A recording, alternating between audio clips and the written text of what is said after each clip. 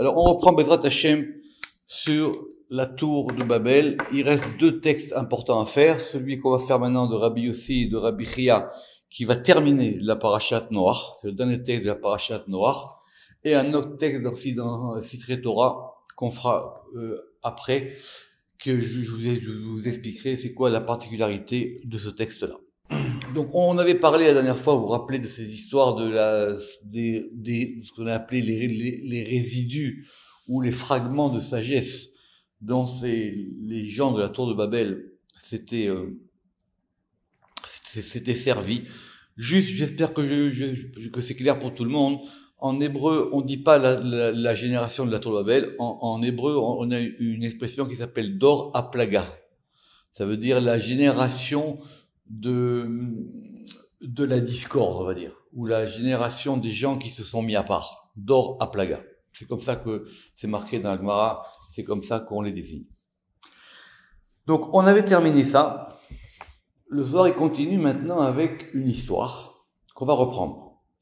Et il faut faire très attention parce que du coup, c'est en même temps un bon exemple de c'est quoi l'étude d'un verset d'après le Zohar. Rabbi Yossi et Rabbi Chia avou azle baodcha. Donc il y a deux personnages, Rabbi Yossi et Rabbi Chia, ils sont en chemin. Évidemment, vous vous rappelez, je l'ai dit la dernière fois, la notion du chemin revient souvent dans le Zohar, mais en même temps ici, on va revenir au fait qu'eux aussi, ceux de la tour de Babel, ils étaient aussi en chemin. Vaï bi soam mikedem. Amalé Rabbi Yossi et Rabbi Yossi a dit à Rabbi Chia, niftar beoraita, nous allons ouvrir le chemin avec la Torah, comme j'ai dit la dernière fois. Venez mamila, et on va dire un mot. D'accord? Parce qu'effectivement, on a vu dans Parashat Bereshit, je vais pas répéter, la notion de Tfilat Haderech, que le chemin, il doit être protégé, qu'il y a quelque chose dans la shrina, dans le chemin, et que c'est pas n'importe quoi d'être en route dans la vie. Alors, Pata Rabbi Yossi Ve'amar, évidemment, vu qu'on parle du chemin, de la route, Rabbi Yossi va ouvrir avec un verset dans Devarim, qui va parler de ce chemin-là. Alors ce verset, on va l'analyser méticuleusement. Alors c'est dans Devarim 23:15.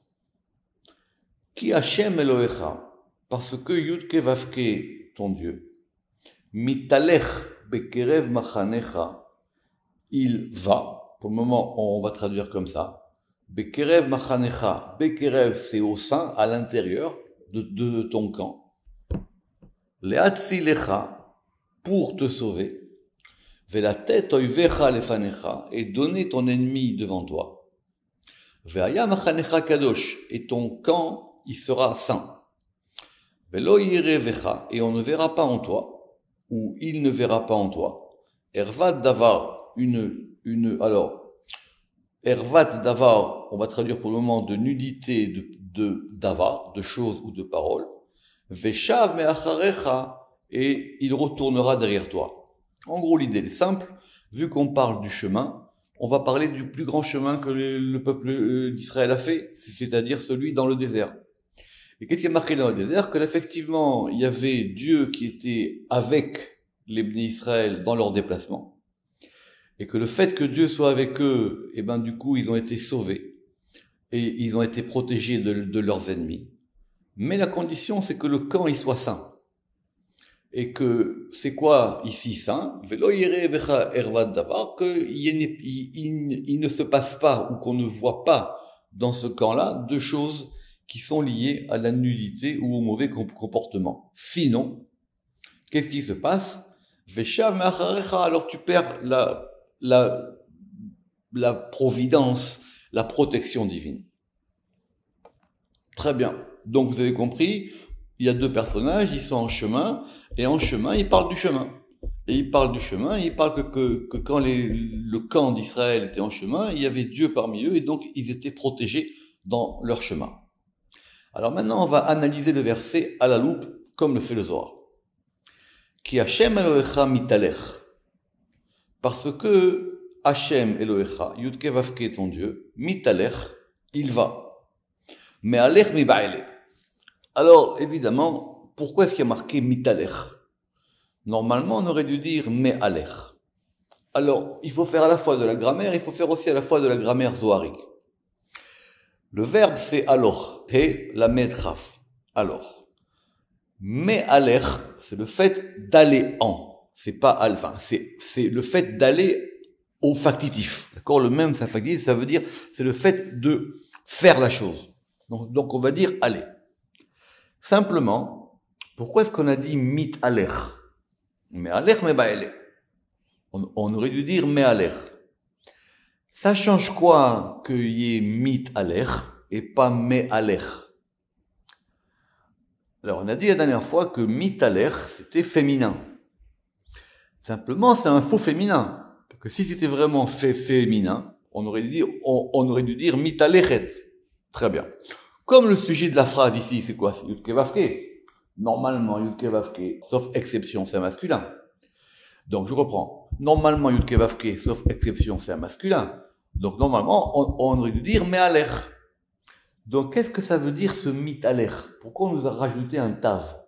Notez que le tav, ça fait partie de ce qu'on appelle les otiot etans, c'est-à-dire les lettres qui singularisent le féminin. Et là, Kema de Atamer, alors il dit, mais c'est pas simplement comme ça, il y a d'autres versets où on a la même expression. Vayishme'u et kol Hashem Elohecha, mitaler bagan le ruach hayom, vayitchabe adam veishto mipnei Hashem Elohim betor etz hagan. Où on retrouve cette expression de mitaler la première fois dans la Torah, après la faute de Adam et Ève. Adam et Ève, ils ont fauté, et ils sont un peu désemparés devant la grandeur de cette faute-là, et l'ampleur, et Vaishmeu et kol Hashem Elohim, et ils ont entendu la voix de Hashem Elohim, mitaler, le même terme, c'est-à-dire qui est en train d'aller, bagan, dans le jardin, puisqu'ils sont encore dans le jardin d'Éden, les ruach hayom au souffle du jour, c'est-à-dire en plein jour, vaithabe adam veishto, et il s'est caché, c'est au singulier, et il s'est caché, Adam et sa femme, mipnei Hashem Elohim, devant Hashem Elohim. Betor etzagan, à l'intérieur du etzagan, à l'intérieur de l'arbre du jardin. Veda ou ilana de achal mine Adam Arishon, et c'est ça l'arbre dont a mangé Adam Arishon. C'est important parce que dans la plupart des versions du Zohar, on met pas la fin du verset. Mais si vous mettez pas la fin du verset où il y a marqué Betor etzagan, vous comprenez pas la suite du Zohar. Donc, ils se sont cachés dans l'arbre. Très bien. Et le Zohar, il va très vite. Il dit, mitalech nugva, me'alech dachar. Il dit que mitalech, c'est un féminin, et me'alech, c'est un masculin. Alors, tout le monde va très vite là-dessus, mais il faut qu'on revienne. Ok. Est-ce que le Zohar, il sait pas que mitaler, c'est un faux féminin? Sûr, il dit, le Ketempa. Le Zohar, il sait aussi que me'aler, c'est un masculin. Et le Zohar, il sait aussi que quand on dit Hashem Elohecha, c'est un masculin. Alors maintenant, tu me ramènes un verset où on a cette expression aussi de mitaler. Et tu me fais remarquer, tu soulignes que mitaler, c'est féminin. Donc c'est un peu une énigme. C'est un peu une énigme. Et Béhémet, j'ai trouvé dans le Ketem Paz, le Rama il va très vite là-dessus, une manière d'expliquer ce Zohar. Dans les traductions, malheureusement, ils passent tous à côté, parce que c'est trop compliqué. Mitaler, j'entends qu'il y a une forme féminine. C'est pas un vrai féminin, mais j'entends que dans le verbe au masculin, on a introduit une forme féminine. Autrement dit, c'est un masculin féminin. C'est un masculin à l'intérieur duquel il y a un élément féminin. D'où je l'apprends? Je l'apprends de ce verset-là, où effectivement, Adam et Ève, ils sont dans le jardin, et ils se cachent. Simplement, la vérité, le Ketem Paz est très fort là-dessus. Comment est-ce que ça va maintenant m'aider, cette notion de masculin-féminin? C'est qu'il y a marqué là-bas dans le verset, Vayishmeu et kol Hashem Elohim. ils ont entendu la voix de Hachem Elohim. Et si vous remarquez, c'est marqué 2 fois dans le verset. Mipnei Hachem Elohim. Donc, quand le locuteur, c'est Hachem Elohim, alors on a mitalech. Parce que nous aussi, on avait quelque part Hachem Elohecha dans le verset. Qu'est-ce que j'ai gagné? Hachem Elohim, c'est masculin et féminin. Ça veut dire quand on dit que Dieu, il est avec toi dans ton chemin, c'est masculin et féminin. C'est à la fois Kodesh Baruch et c'est à la fois la Shrina. Ou plutôt, c'est la Shrina qui est à l'intérieur. C'est ça le mitrabé. C'est ça le mitalech. Il s'est caché à l'intérieur d'eux. Alors la suite du Zohar, Vedahu, et c'est lui. Donc on est repassé au masculin. De'azil kamayhu d'Israël, qui va devant Israël, kadavoazle bemadbera, lorsqu'ils allaient dans le désert. Très bien. Alors, bon, Charles, il a fait des petites bêtises là-dessus, vous verrez dans sa traduction. Mais, comment est-ce qu'on enchaîne ça? Donc, c'est lui. Mais c'est lui en tant que masculin avec du féminin. Ça, c'est la première question. Très, très bien. Vedahu de'azil kamayhu, et qui va devant eux. D'Israël, Kadavu azli bamadbera, lorsqu'ils allaient dans le désert. Si vous avez suivi, le verset, il a dit Bekerev. Le verset, il a dit à l'intérieur. Maintenant, il te dit que non, c'est aussi qu'il est devant. Et qu'est-ce qu'on me ramène comme preuve? Dirtiv, va Hashem olech lifnehem yomam. Ce qu'on a vu hier dans le Zohar, c'est à propos, vous savez, cette fameuse colonne de nuée qui entourait le camp le jour et la colonne de feu qui entourait le camp la nuit. Va Hashem, et Hashem, olech lifnehem, il va devant vous, yomam, pendant la journée. Alors, on est passé on avait quoi? Nous, on avait mitalech et mealech. On est passé à olech. Grammaticalement, olech et mealech, je vous ai dit, s'il n'y a pas le même factitif en plus, c'est à peu près similaire. Mais, si vous regardez dans les noms, qu'est-ce qu'on avait? On avait Hachem Elohecha. Après, on avait Hachem Elohim. Et là, on a Va Hachem. Or, Va Hachem, pour ceux qui ont fait le Pardes avec moi, le Ramak, il a expliqué des fois dans le Zohar, que quand il y a marqué Va Hachem, ça veut dire et Dieu. Mais Dieu est qui? C'est quoi et? Le et, il rajoute quoi? Alors on a vu là-bas dans Erkar Kinouim, et c'est ramené au nom du Zohar, que Va Hachem, c'est Yudke Vavke et la Shrina. Donc maintenant, on a bien compris.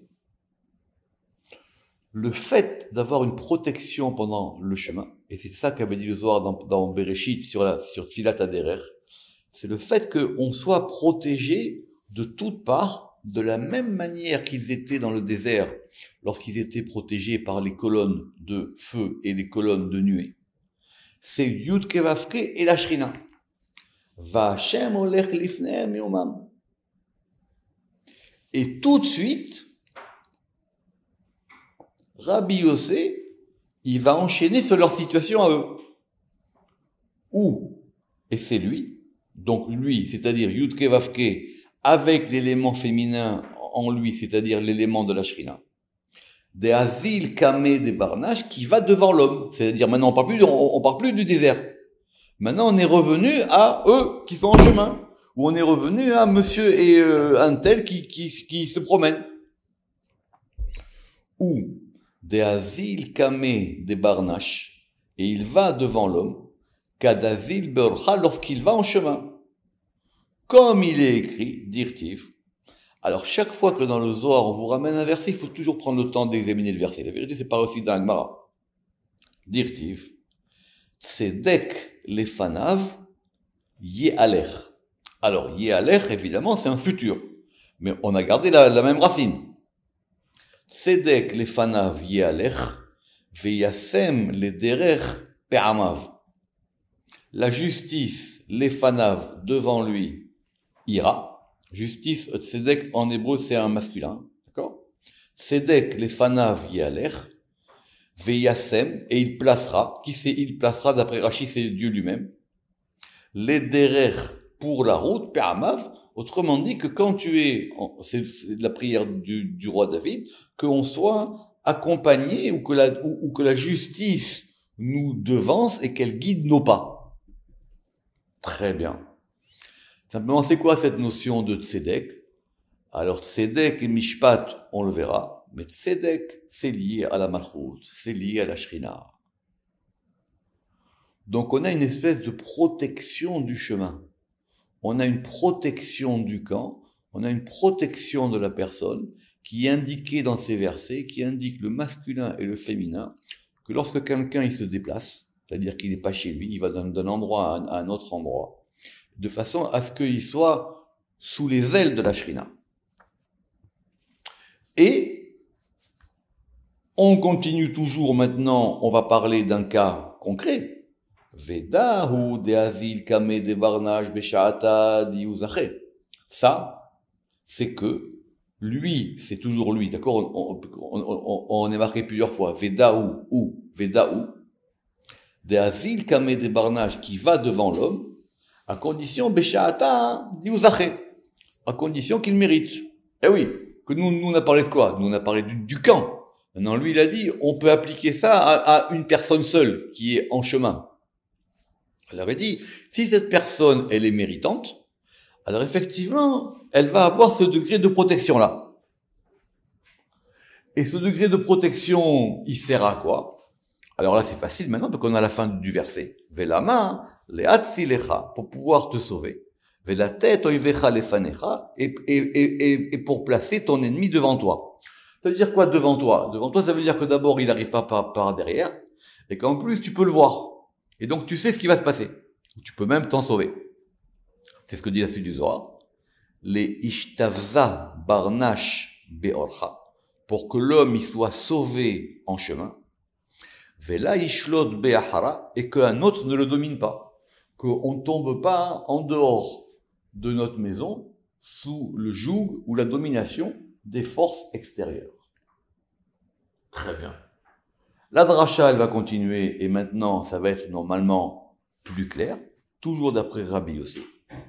Ou verinkach, et c'est pour ça, l'iba'e les varnash, que l'homme, donc s'il veut être méritant et bénéficier de cette protection masculine, féminine, de Yud Kevavke Elohim, ou de Vav Yud Kevavke, comme on vient de le dire, les stamra mechovo, il doit se préserver de ses fautes, parce qu'effectivement, il faut faire attention. Ou le daka l'égarmé, et il doit se purifier. D'accord? L'égarmé, c'est pour lui. Pourquoi est-ce qu'il dit ça? Parce que c'est la fin du verset. On relit le verset. Ki Hashem Elohecha mitaleh bekerem machanecha latzilecha velatet oivecha lefanecha. Très bon, ça c'est clair, on a compris. D'accord? Mitaleh, il est dans ton camp, il te protège et il donne ton ennemi devant toi. Ah, mais il y a une condition. Ve'aya machanecha kadosh, il faut que ton camp il soit saint. Alors c'est quoi cette purification? La purification ici, c'est qu'effectivement on veille à ce que la personne elle soit conforme et qu'elle soit sainte. Bon, on est passé de pureté à sainteté, on va pas passer là-dessus, enfin, on va aller vite là-dessus, mais on pourrait s'y attarder si on voulait. Et donc on continue, dirtiv, ve'aya machanecha kadosh, et ton camp il sera saint. Deuxième question grammaticale sur le verset. Maï kadosh. Pourquoi tu m'as dit saint au singulier? Kedoshim et ba'ele. On aurait dû dire kedoshim. Tout de suite, la question elle est évidente. Ça veut dire quoi? Ça veut dire que tu entends que machanecha, c'est quoi? C'est un pluriel. D'accord ou pas? Parce que si tu me dis que pourquoi il y a marqué kadosh et qu'on aurait dû dire kedoshim, donc tu entends que machanecha, c'est un pluriel. Depuis quand machanecha, c'est un pluriel? On aurait dû dire machanotecha. Machanot shelcha. Alors, c'est vrai que si on dit machanecha, ton camp, au singulier, on n'a pas besoin du yud. Parce que le yud, il indique le pluriel. D'accord. Donc, encore une fois, on a la même question que plus haut. On a un élément qui indique un pluriel. Cet élément qui indique un pluriel, il vient donc donner une nuance plurielle à un mot qui est au singulier. Je relis. Donc c'est pour ça que l'homme il doit se préserver de ses fautes et se purifier. C'est quoi cette purification? Ah ben oui, c'est ça la question. Il dit pourquoi tu parles maintenant de purification? Ah, parce que le verset il a dit dans la suite. Qu'est-ce qu'il a dit le verset? Il dit et ton camp il sera saint. Maï kadosh, ça veut dire quoi kadosh? Kedoshim allez. Tu aurais dû me dire kedoshim. Très bien. Sur ce yud dans le machanecha, pour ceux qui aiment la grammaire précise, mais en tout cas, les grammairiens sont tous des kabbalistes, qu'ils le veuillent ou non, il dit que c'est vrai que le yud, il est inhabituel, mais c'est la masora, c'est-à-dire c'est la tradition exacte, et donc on doit mettre un yud. Vous verrez que dans les Bibles modernes, il y a des versions avec yud et des versions sans yud. Mais je pense que dans un Sefer Torah Kasher, il faut qu'il y ait un yud. Il en conclut pas vraiment le Midrashai. Il en conclut pas vraiment que c'est un pluriel, mais il dit, c'est anormal et c'est comme ça. Il faut l'écrire comme ça. Alors reprenons. On a dit que Dieu, il va te protéger. Très bien. Mais maintenant, quelle est la condition? À condition que tes camps, avec un S, au pluriel, soient saints. Or, le verset, il me dit quoi? Le verset, il me dit que tes camps, avec un S, ils soient saints, S-A-I-N-T, au singulier. Maï kadosh, kedoshim allez. Ah, vous vouliez faire du zohar, c'est là qu'on y est. D'accord? Alors, il y a bien une raison. Écoutez la réponse. Et là, machanecha kadosh. Ça veut dire quoi, machanecha kadosh? Donc, littéralement, ça veut dire quoi? Que tes camps, avec un S, que tes camps soient, S-O-I-T, saint, S-A-I-N-T. Ilin, shaifi, goufa. Ce sont les membres du corps. Alors, des goufa ithabar, car ou dont le corps se lie, veitaken beu, et ils s'arrangent par eux. Ça veut dire quoi? Vous avez un corps. Le corps, il a des membres. Les bras, les pieds, tout ce que vous voulez. Ces éléments, ces membres, ils sont au pluriel. Mais ils forment un tout au singulier, qu'on appelle le corps. On relit. Goufa, des goufa ithabar, veitakan beu. Alors qu'est-ce qu'il veut dire? Est-ce qu'il veut dire qu'il y a plusieurs camps, mais que le tout forme une unité? Et que cette unité, c'est comme une unité corporelle. Ça veut dire qu'il y a un corps, et le corps est composé de plusieurs membres. Ou berinkach, et c'est pour ça qu'il est écrit Ve'aya machanecha kadosh, et que tes camps, ils soient saints. Qu'est-ce qu'il est en train de vous dire, Rabbi Yossé? Qu'il y a un deuxième élément. Qu'est-ce qu'il est en train de nous dire? Il est en train de nous dire qu'il y a un deuxième élément. Il y a un élément qui est un élément d'unité. Il faut que dans ton camp, il y ait une unité. Si tu veux avoir cette protection, il faut qu'on passe du pluriel au singulier. Autrement dit, il est en train de vous mettre des petites pierres pour vous parler de la tour de Babel. Parce que eux aussi, ils étaient plusieurs et ils ont fait un.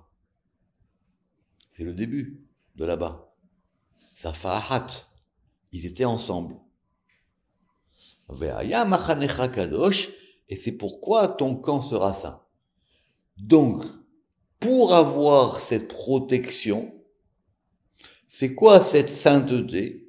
La sainteté, évidemment, on va maintenant l'analyser dans la suite du verset. Mais c'est le fait qu'il y ait une unité. Or, l'unité, C'est la question fondamentale de la tour de Babel. Ces gens-là, ils étaient unis. C'est la raison pour laquelle on va pas les exterminer. C'est la raison pour laquelle on va simplement les disperser. Vous vous rappelez qu'on a dit la dernière fois, on a cassé leur unité, comme il a dit le Ramak. Ils étaient unis sur la langue et sur le projet.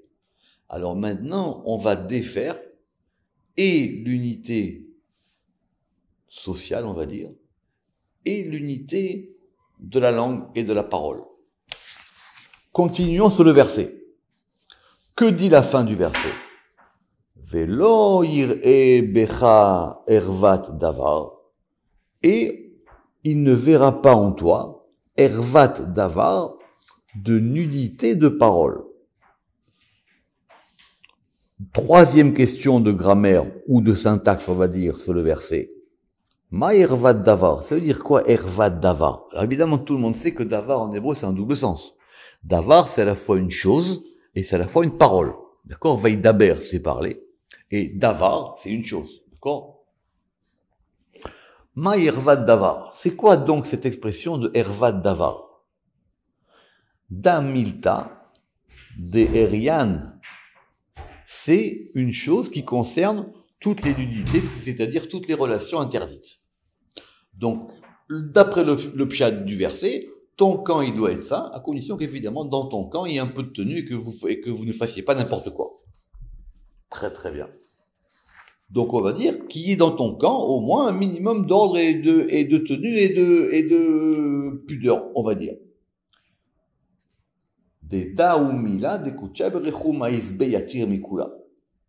Et pourquoi est-ce que le verset ne parle que de ça? Il dit parce que Dieu, il n'aime pas ça du tout.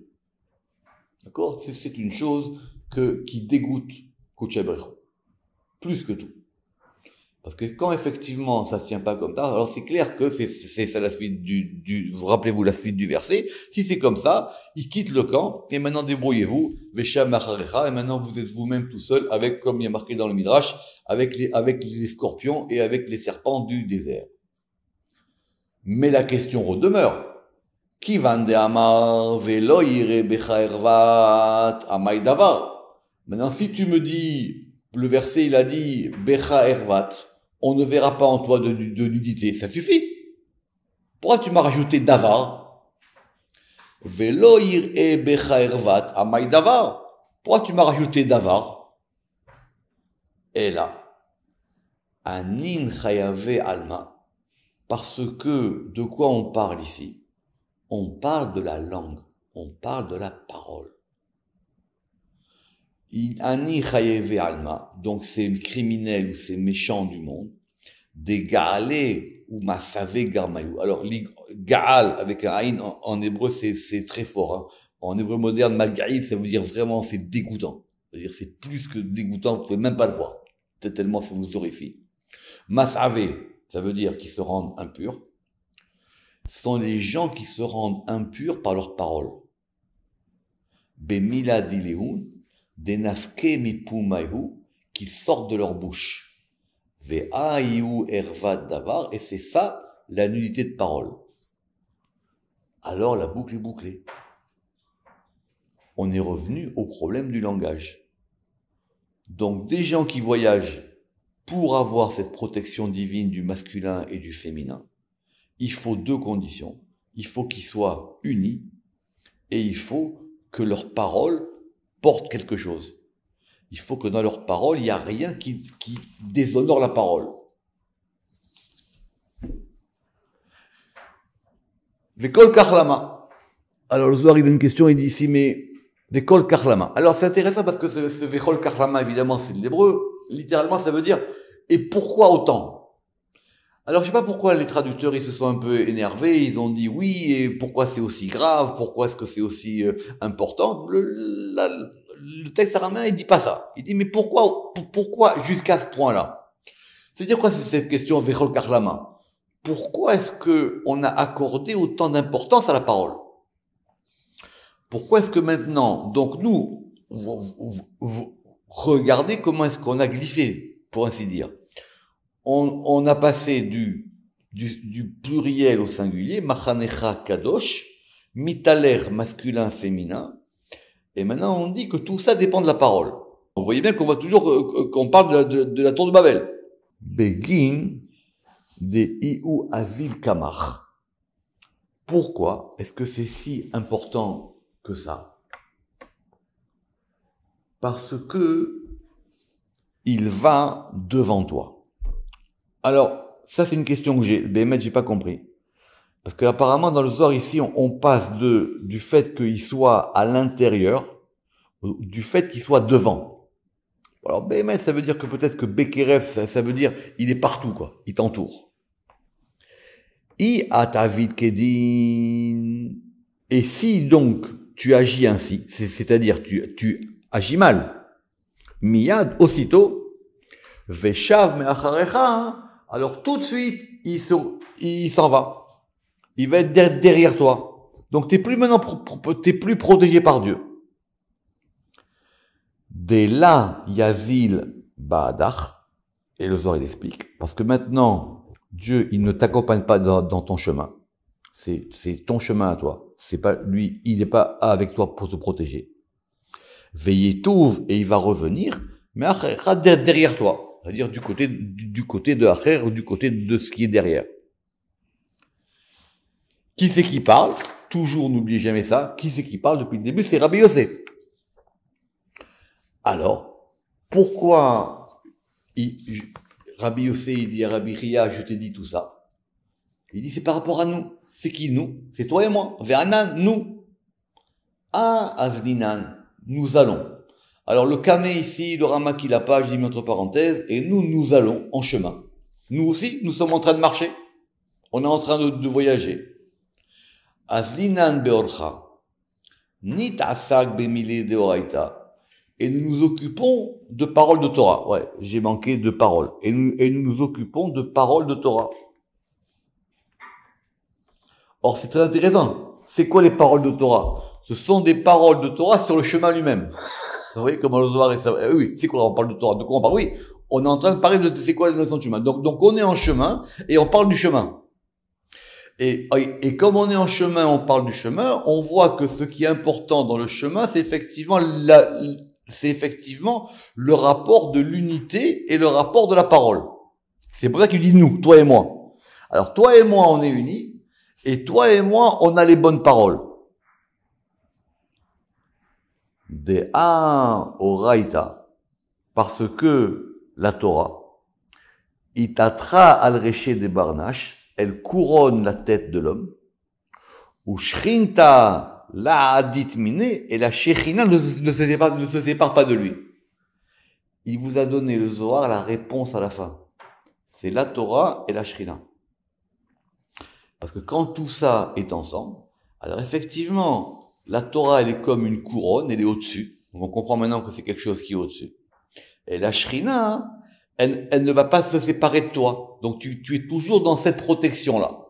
Vous imaginez que c'est énorme ce qu'il vient de dire. Mais du coup, parlant de ça, on va comprendre que Rabbi Chia, qui n'est pas n'importe qui a bien écouté ce que son ami lui a dit, il va tout de suite enchaîner sur quoi? Sur un cas où il y avait des gens unis qui se sont associés par la parole pour faire des mauvaises choses. Rabbi Chia patar Rabbi Chia. Donc maintenant, lui, il a terminé de parler, c'est à son ami de parler. Ve'amar, et il a dit, Vayomer Hashem en amechad ve'safa hat lechulam. Ils étaient un peuple un et ils avaient une langue une. Donc le Zohar, il n'a pas perdu son fil. Il vous a ramené directement où on veut. Qu'est-ce qu'on verra la prochaine fois? Il faut prendre notre temps. On verra la prochaine fois le discours de Rabbi Chia. Et comment est-ce que les deux, ils vont après conclure cette histoire.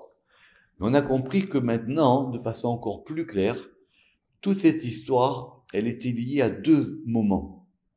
Elle était liée au moment d'une parole particulière qui s'est unie autour d'un projet, et un projet nécessite quoi? Des gens qui s'associent et qui s'unissent autour du projet.